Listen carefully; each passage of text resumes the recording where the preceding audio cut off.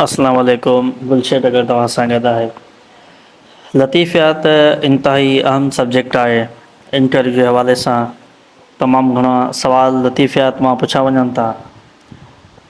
शाह लतीफ़ पंहिंजे रिसाले जे कुझु सुरनि में समुंड जो ज़िक्र कयो आहे। अचो त उन्हनि सुरनि जो मुख़्तसर जाइज़ो वठूं था। शाह जे कलाम में समुंड टिनि सुरनि में नज़र अचे थो।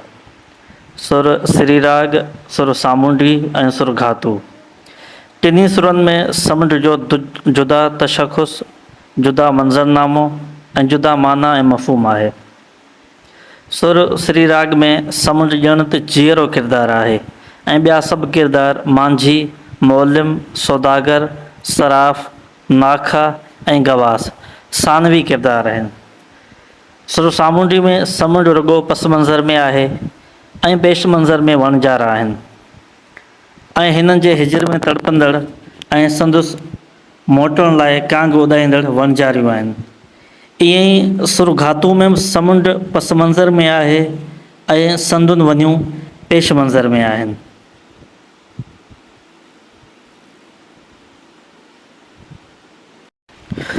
सुर श्रीराग सुर जी मंज़रनामे जी इब्तिदा समुंड सां थिए थी, जेको मौत जी अलामत आहे, ज़िंदगी जो उहिञाण आहे ऐं मौत खां पोइ जो इसरार आहे। फितरत जे अंधे ऐं बेरहम क़ुवतनि जो मज़र आहे, जिन जे आॾो इंसानु अकेलो बीठो आहे, ढिनल ऐं हिरासिल ऐं लामहदूदियत ऐं अब्दियत जो अक्सर। बुनियादी तौर ते सुर श्रीराग जा सारा इशारा, किनाया ऐं अलामतूं ज़ाहिरी तरह गैर मज़हबी आहिनि पर बातिनी तरह मज़हबी आहिनि। सुर श्रीराग जो महवर समुंड आहे। सुर सामुंडी जो महवर समुंड जी बंदरगाह आहे, जिते वणजारनि जूं वायूं पियूं पुधिजनि, ॿेड़ियूं पियूं अचनि वञनि, ॿेड़ा पिया लंगर हणनि ऐं खणनि।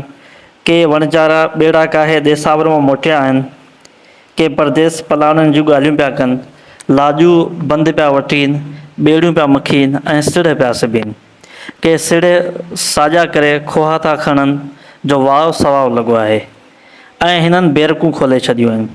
उन बंदर ते ई वणजारनि जूं वञूं बहिनि, के रोइनि थियूं ऐं वणजारनि खे रोकीनि थियूं त एॾी जाड़ न कर ऐं जोभनि ॾींहंनि में परदेस न वस। के वंझ खे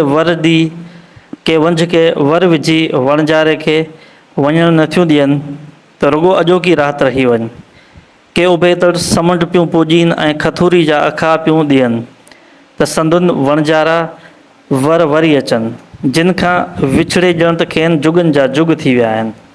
के जर्थ ॾिया पियूं ॾियनि ऐं वण टिण वाइटियूं पियूं ॿधनि।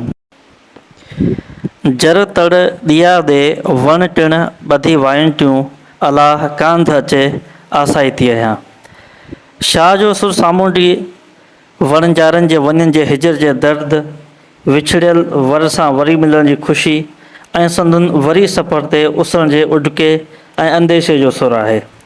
ऐं शाह वणजारनि जे उन्हनि कैफ़ियतनि खे जुदा जुदा ऐं निहायती शाइराणे पेराइनि में बयानु कयो आहे। शाह लतीफ़ चए थो त वञे ई विसरी शाल, तो जो सौदो सिखियो, अञा आएं काल, पुण थो सफ़र संभी, आयल ढोले साण अचे त झेड़ियां, लाए ॾींहं घणा मूसी कई थोरड़ा। वणजारे जी माउ वणजारो न पली, आयो ॿारहें माह, पुण थो सफ़र संभे। सही जोबन ॾींहं जॾहिं सॼण सफ़र हलिया, रवां रहन न सुपरी, आयल करियां कीअं, मूंखे चाढ़े चीअं, वियो वणजारो ओहरी।